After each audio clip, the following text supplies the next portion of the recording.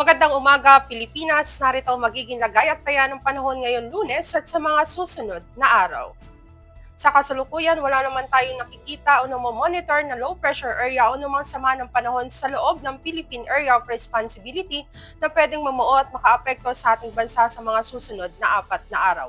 Bagaman may minomonitor tayong bagyo sa labas ng Philippine Area of Responsibility, si Tropical Storm Komay, formerly nga si Bagyong Emong at si Typhoon Krosa, ang nasabing mga bagyo, mababa ang posibilidad na pumasok ng Philippine Area of Responsibility at makaapekto sa anumang bahagi ng ating bansa. Ngunit kung ating makikita, may posibilidad na ito ay patuloy na mag-enhance ang southwest monsoon o hanging habagat kung saan partikular na apektado nga ng habagat ang kanlurang bahagi ng Luzon. Aasahan nga natin ngayong araw patuloy ang occasional rains dulot ng habagat, partikular na yan dito sa Ilocos Region, maging sa Abra, sa Benguet, sa Zambales at sa Bataan. Samantalang patuloy din ang maulap na kalangitan o may kalat-kalat na pag-ulan, pagkidlat at pagkulog dulot pa rin ng habagat dito sa Metro Manila, maging sa Cagayan Valley, ibang nalalabing bahagi ng Cordillera Administrative Region, ibang nalalabing bahagi ng Central Luzon, ganoon na rin sa Cavite, sa Laguna, sa Batangas, sa Rizal, maging sa Occidental at Oriental Mindoro. Para naman sa ibang nalalabing bahagi ng Luzon, aasahan natin ng bahagyang maulap hanggang sa maulap na kalangitan, ngunit may mga posibilidad pa rin yan ng mga pulupulong pag-ulan na kung minsan ay may pagkidlat at pagkulog.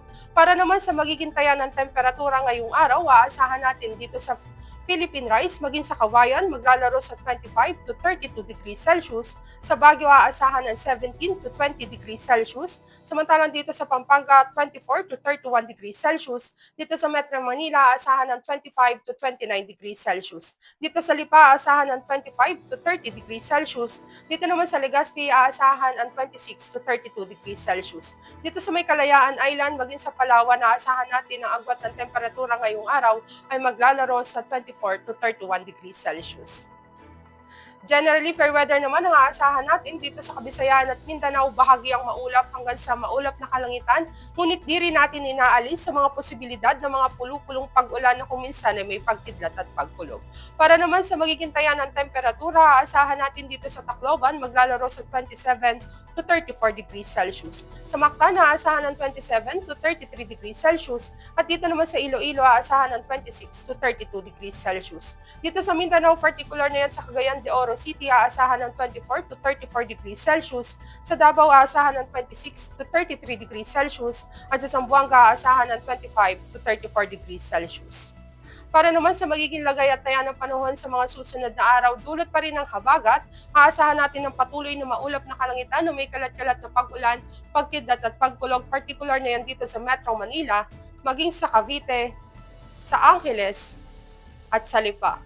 Dito naman sa Philippine Rice, aasahan natin ng bahagyang maulap hanggang sa maulap na kalangitan, ngunit may mga posibilidad pa rin yan ng mga pulupulong pag-ulan na kung minsan ay may pagkidlat at pagkulog. May gradual na pagganda na rin ang panahon dito sa Puerto Princesa, maging sa Kalayaan Island, aasahan na rin natin ng bahagyang maulap hanggang sa maulap na kalangitan, ngunit may mga posibilidad pa rin yan ng mga pulupulong pag-ulan na kung minsan ay may pagkidlat at pagkulog. Dito naman sa Lapu-Lapu, maging sa Davao, at sa Zamboanga, aasahan pa rin natin ng patuloy na generally fair weather sa mga susunod na araw. Para naman sa ating astronomical information, ang araw ay sumikat kanina 0538 dito sa Metro Manila at asahan natin lulubog sa ganap na 1827. Para naman sa ating moon illumination, meron tayong 14% increasing. At yan ang latest update natin sa weather. Para manatiling updated sa lagay at taya ng panahon, i-follow lamang ang Air Force Weather Center sa aming mga social media accounts. At sa ngalan ng aming commanding officer na si Colonel Alvin John Q. Gador, Philippine Air Force General Staff Corps, I'm Saijon, Jessa C. Cuenca, weather forecaster ng Air Force Weather Center. Muli magandang umaga, Pilipinas.